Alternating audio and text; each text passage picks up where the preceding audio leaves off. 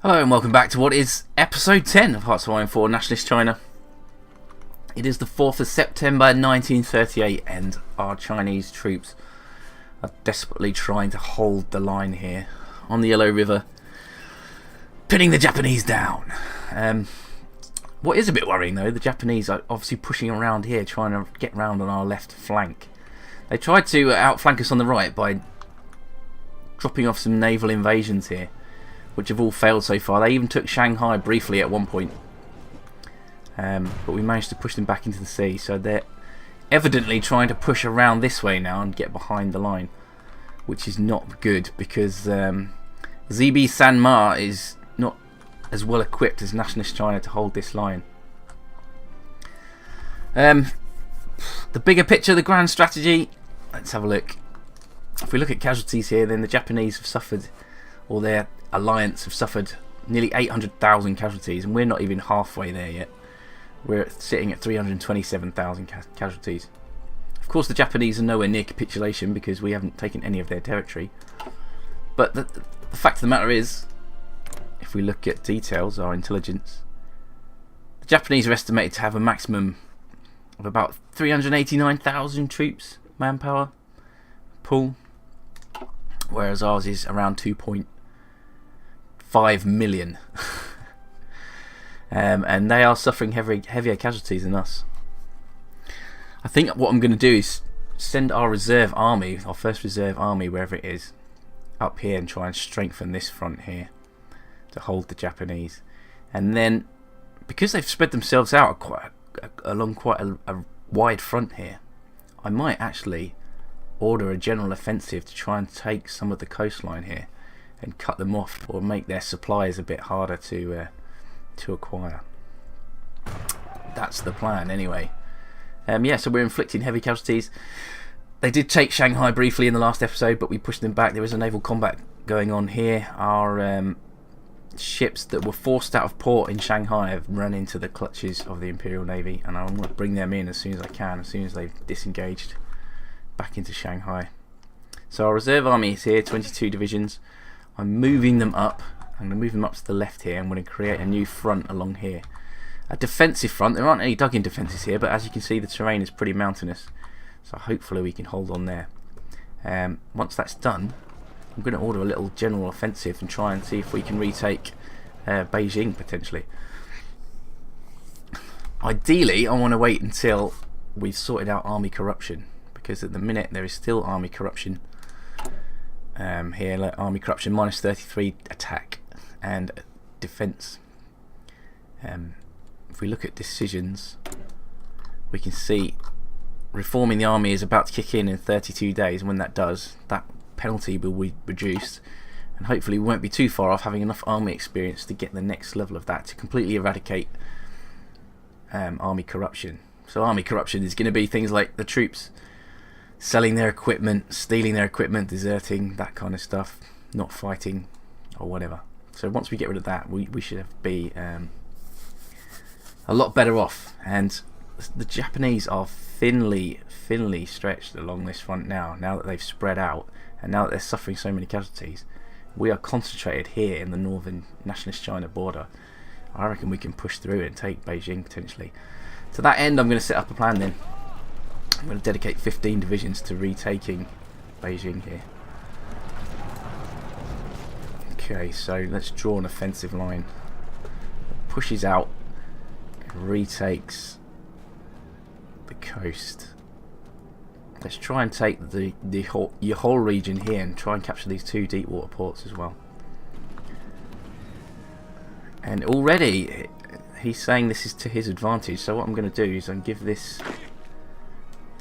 other army group here another offensive line just to put more pressure on the Japanese and see if we can push forward and, if not directly support the attack on Beijing, but at least push forward to tie up Japanese divisions and maybe cut them off from the sea completely. That will be difficult because of course they've got Korea, they've got this urban area here in Dalian, and of course the Manchuria is a puppet under the Japanese as well. But even if we can extend our territory up here, it means their supplies will have to come all the way around here. which is going to make life difficult for them. So I'm going to give this army a general offensive order too, just to push out. I mean, where exactly are they?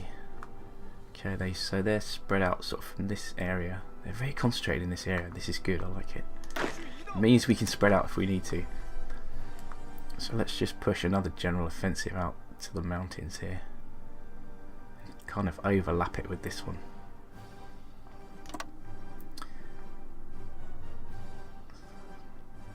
Inferior enemy. There is a large river crossing. We've got to cross the Yellow River, which has been helping us defend our position so far. But yeah, the Japanese are looking quite threatening here, so let's send our reserve army up here and give them a front line.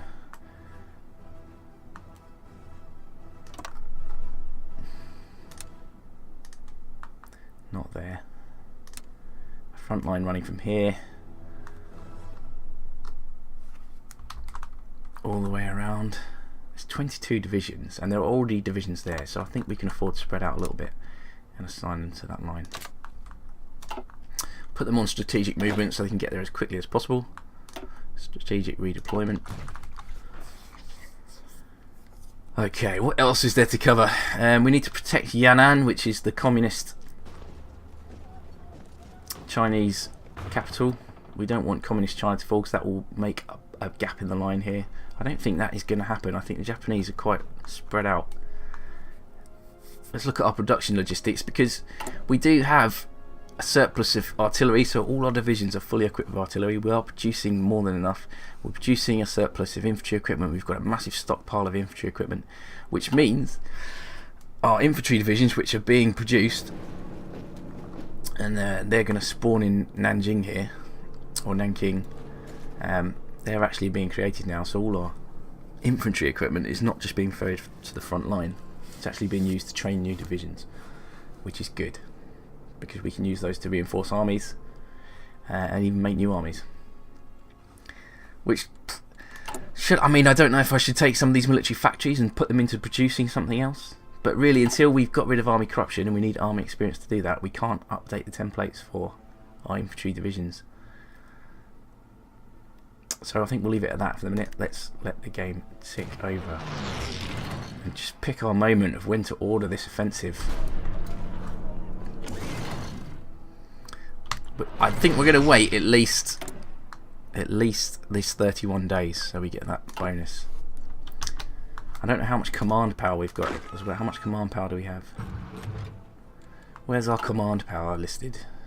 15. Okay, we don't have a lot of that. We could do with saving some of that up as well. France and Britain announced an alliance. Good. The Munich Agreement. German demands for the state and territory in Czechoslovakia, which is home to a considerable German minority, have intensified. At a summit held in Munich, Germany, Britain, France and Italy sought to find a diplomatic solution to the so-called Sudeten crisis. Czechoslovakia was not invited to attend. An agreement was reached with which Germany annexes the Sudetenland, but will not pursue any further territorial gains. There you go. Excuse me. Okay, so we can modify our government. Hungary renounces the Treaty of Trianon. Let's just pause things there. Close that. In a public declaration, Miklos Horthy has renounced the treaty imposed by the Allied powers. Okay, so it looks like Hungary are siding with the Axis. So Hungary is obviously is fascist. Correct. We can modify our government. Let's look at military high command and see if we can get something which gives our army some kind of advantage before we go on the offensive. Recovery rate, attrition is reduced. Is that it? Is that all we have? And who have we got here? Army Genius, Division Defense. We could increase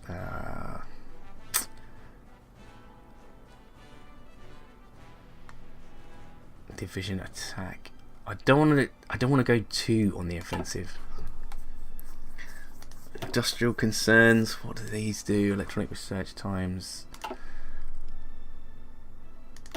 Political advisors. Political power gain. Improve relations, silent workhorse, popular figurehead. Increasing stability might not be a bad idea. At the minute we're only getting positive effects from our stability, so I'm assuming it's good. It's okay. We're still only a volunteer force, and we still have 2.5 million volunteers wanting to go and fight, which is good. No manpower problems here, not just yet. Right, so what can we do? I'm thinking of getting a division recovery rate bonus. Let's do that. Okay, now are these plans still seen as advantageous to us? They are. 60%. 60%. The divisions are still preparing though. Let's wait till our reserve army gets into position to defend this left flank. Here they all are, moving up. Okay, the enemy has air superiority over Western China. That's to be expected. Hopefully communist China can hold this small area front line here. It is a bit risky, but there is a fallback line here. I don't know why they haven't fallen back to these fortifications here. Which reminds me, let's look at construction. We're still fortifying this line. We're going to keep digging in here and keep digging in. So if we need to, we can fall back and hold it again.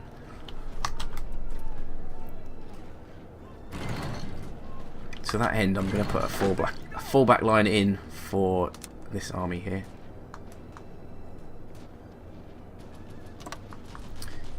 And also a fallback line for this army here. So if we need to, we can cancel the offensive and fall back to it in an orderly fashion. Japanese casualties are now exceed 800,000. We're still not at 350,000 yet. If we can take Beijing, this will be a major thing. We've got an army, reserve army of 10 divisions on the coast here just to repel Japanese invasions. Let's bring our fleet back into Shanghai, where they'll be protected. I think we only lost one ship. Okay, we've got small arms expertise from the French. Now, does that add to our current research? Do we need to cancel this and start this again? We can get it for improved support weapons, which is probably what we'll do, because we'll be way ahead of time for improved infantry equipment too. Yes, so we'll go for this next time a research slot comes up. National focus. Now. What do we do for this?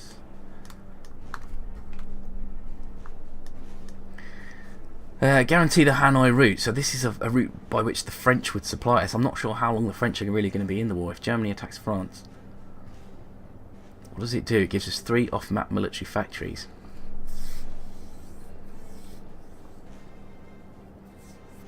French military mission gives us more air experience. French drill gives army leaders bonuses. Modern logistics. Field hospitals. Interesting. Removes the National Spit 9 power treaty if we go down this way.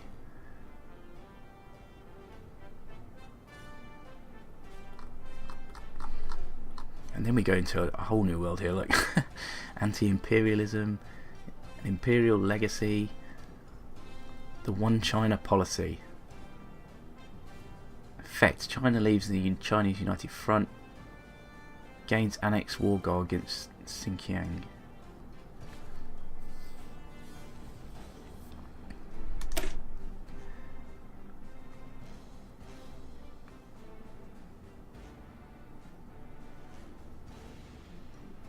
Okay, so that just gives us like a case for war against the warlords that we can use once we've defeated Japan to reunite China and Manchuria. I think this is way in the future. We need to fight the Japanese off. I suppose we should continue to try and improve our industry. The Taiyuan Arsenal, what does this do? Controls Shaanxi, don't have that.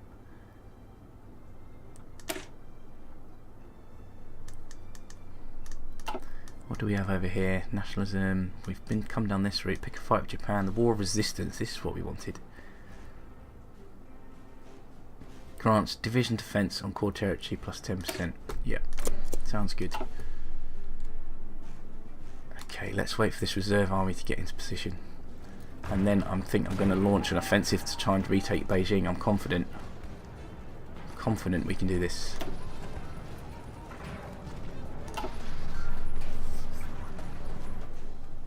The sounds of glorious battle.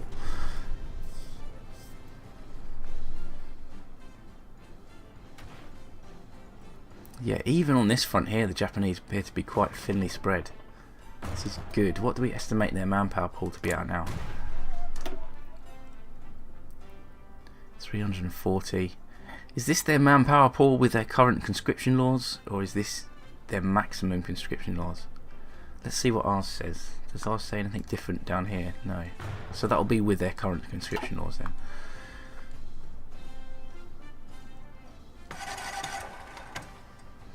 What are our aircraft currently doing? They are here, doing a bit of ground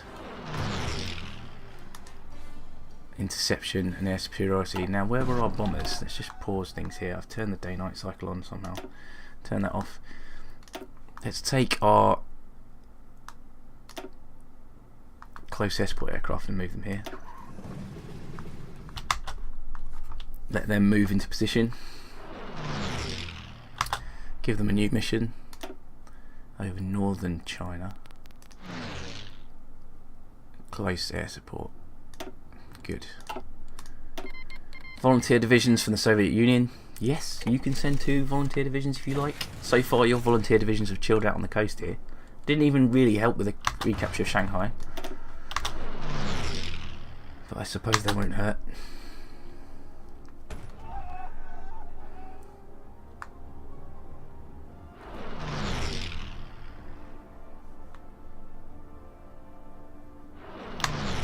Right, so in a nutshell then, we're bringing up the reserve to protect our left flank. They're moving to position now. Some of the first divisions are arriving there in the mountainous regions of northern China.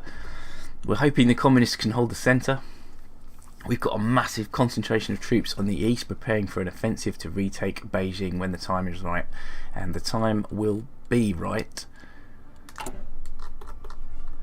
when this decision, army reform decision, completes in 7 days. If you enjoyed the episode, then click on like. If you want to see more, make sure you're subscribed, and I'll see you next time as we try and break out from the Japanese hold.